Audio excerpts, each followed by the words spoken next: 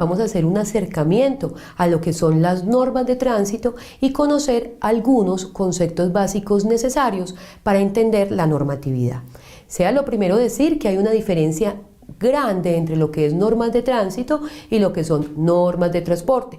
Las normas de tránsito son las referidas a todo el que haga parte de la vía en calidad de peatón, conductor de bicicleta, conductor de servicio público privado. Todos los que hagan parte de la vía se les va a aplicar las normas de tránsito que están contenidas en la Ley 769 y Código Nacional de Tránsito con una serie de modificaciones. Y por otro lado están las normas de transporte. Las normas de transporte aplican solo a los transportadores y no son las del Código Nacional de Tránsito, sino que están en el Estatuto de Transporte y son las que tienen que ver con no portar los documentos de transporte y demás condiciones que debe tener la empresa y el propietario y conductor para poder prestar el servicio público de transporte. En esta ocasión nos vamos a concentrar en las normas de tránsito. No podemos dejar pasar la oportunidad para hablar de la pirámide de la movilidad sostenible, que es en la que se basa toda la legislación de tránsito en Colombia y en el mundo. Esta pirámide es internacional. ¿Qué quiere decir la pirámide? Que en la parte de arriba es una pirámide invertida, donde en la parte de arriba tenemos a todo lo que son los peatones. Como todos somos peatones, el peatón es el rey de la movilidad y de la movilidad sostenible. Posteriormente sigue todo lo que es los ciclistas y toda la movilidad que se realiza en vehículos que no generan problemas ambientales, que no generan gases, y posteriormente está el transporte público y los vehículos de emergencia. De ahí para abajo siguen los vehículos de transporte de carga y por último está el vehículo particular. Todas las ciudades en el mundo están dándole mucha más importancia al peatón y a los medios de movilidad sostenible y por supuesto al transporte público y están desincentivando el uso del automóvil, que es lo que genera tantos problemas de contaminación y de congestión ambiental. Así las cosas, entonces, la solución a los grandes problemas de movilidad son la bicicleta y el transporte público. Cuando hablamos de bicicleta no solamente hablamos de la bici como tal, sino de todos los medios de movilidad sostenible. Dentro del transporte público no solamente tenemos el transporte intermunicipal, colectivo, taxis, sino que también tenemos el transporte masivo y el transporte especial y de carga. Bueno, pero para poder entender qué es lo que vamos a mirar en este momento en el curso de manejo defensivo y en el curso de normas de tránsito, tenemos que entender que la Ley 769 o Código Nacional de Tránsito ha tenido múltiples modificaciones. Las más importantes, que sé que les interesan mucho, son por ejemplo la que tiene que ver con la Ley 1843 del 2017, referido al tema de fotomultas. Sobre el tema de fotomultas vamos a tener un capítulo especial. También tenemos una que me gusta mucho, que es la Ley Probici, que es la Ley 1811 del 2016 y que generó unos incentivos para las personas que transiten en bicicletas por las diferentes ciudades del país. También tenemos la Ley 1239 referida a los límites de velocidad. Algunas disposiciones, ojo, importantísimas en materia penal y administrativa para el tema de normas relacionadas con el influjo de alcohol y otras sustancias psicoactivas. Colombia, al igual que muchos países del mundo, se sumaron a lo que tiene que ver con embriaguez cero, que quiere decir que no es tolerado ningún grado de embriaguez y que todos los grados son sancionados. Esa, como les decía, era la ley 1896 del 2013, que, como les digo, modifica también todo lo que tiene que ver con tránsito. Y también hay una muy importante relacionada con los organismos de tránsito y el tema de las inmovilizaciones. Pero también existe la ley 1702, muy importante porque fue la que creó la Agencia Nacional de Seguridad Vial, organismo que va a controlar todo el tema de accidentalidad en Colombia, y que también esta ley tiende a, o facultó a la Superintendencia de Puertos y Transporte, ahora Superintendencia de Transporte, para intervenir a los organismos de tránsito que incurran en la comisión de una serie de infracciones. Es decir, los organismos de tránsito también tienen una vigilancia por parte de la Superintendencia de Transporte, sobre todo para que controlen la informalidad y para que hagan su trabajo bien hecho para mejorar la movilidad en la ciudad bajo unas directrices muy específicas.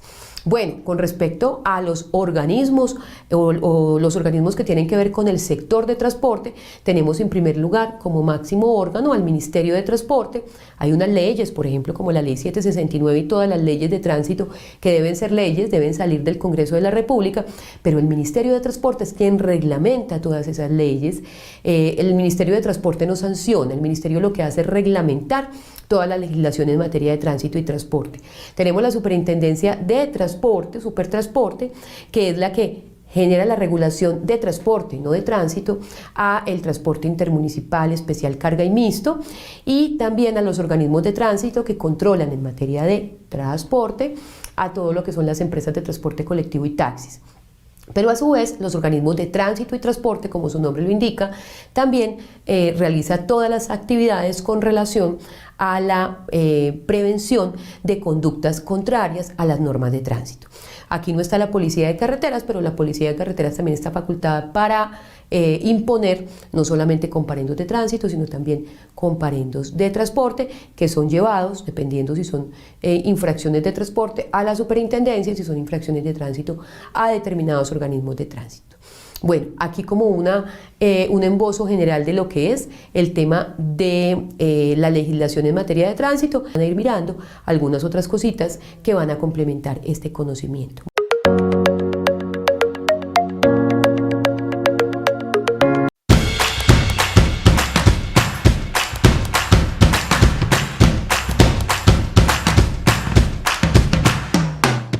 Hoy nos encontramos con Diego Alejandro Londoño, quien es especialista en mecánica automotriz y quien nos va a resolver algunas preguntas sobre este importante tema.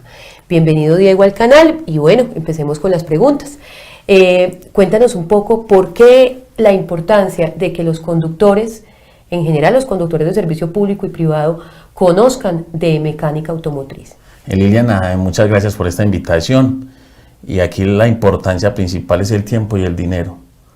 ¿Por qué? Porque es que los conductores son las personas que al personal de mantenimiento nos orientan y nos llevan a las fallas puntuales de los vehículos, donde no tenemos que ir a ponernos a buscar o a cambiar piezas que no se deben en su momento.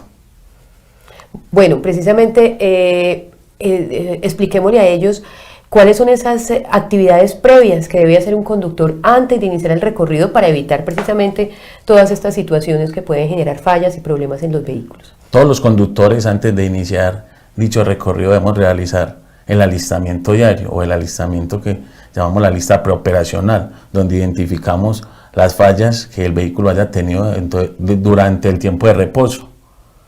Y nosotros vamos identificando cada uno de diferentes sistemas. Tenemos el sistema de frenos, sistema de llantas, sistema de suspensión, sistema de refrigeración y sistema de lubricación. Muchos conductores piensan de que eso solamente es una lista que envió el ministerio, pero en realidad esa lista efectivamente es la que evita que ocurran accidentes o que ocurran situaciones que lamentar con los vehículos. Cuéntanos, Diego, según tu experiencia, ¿cuál es la principal falla o el principal daño que se genera en un vehículo por falta de conocimiento del conductor? Una de las principales fallas es daño del motor interno. Un conductor, por la falta de conocer los testigos e indicadores del tablero de instrumentos, el vehículo nos avisa que está bajito en lubricación, entonces nos puede generar roces internos de piezas fijas y mecánicas dentro del motor, donde nos genera a nosotros un gasto enorme porque nos tocaría reparar el motor, solo por el descuido del conductor de no haber abastecido en su momento el líquido de aceite. Bueno, últimamente han ocurrido desgraciadamente muchos accidentes de tránsito que involucran víctimas fatales o lesionados por fallas mecánicas. ¿Cuáles son esas principales fallas mecánicas que se dan en un vehículo que pueden generar accidentes fatales?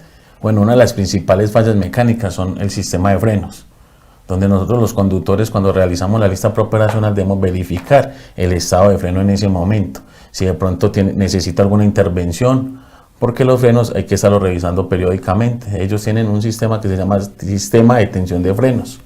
Y la otra de las fallas que también es muy importante son la verificación de las llantas. Cuando nos excedemos en el uso de las llantas, estas se van degenerando y pueden ocasionar que de pronto una llanta de estas a altas velocidades se pueda estallar y puede generar un accidente mayor.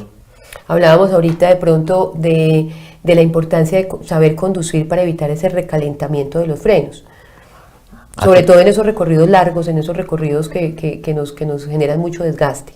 Bueno, siempre técnicamente hay una norma que como en el cambio que se sube, se baja para evitar estos recalentamientos. Entonces, si yo soy un vehículo pesado en marchas mínimas, en esas mismas marchas, debo de hacer el descenso de este vehículo para evitar estar pisando prolongadamente el freno de servicio y así evitar recalentamientos.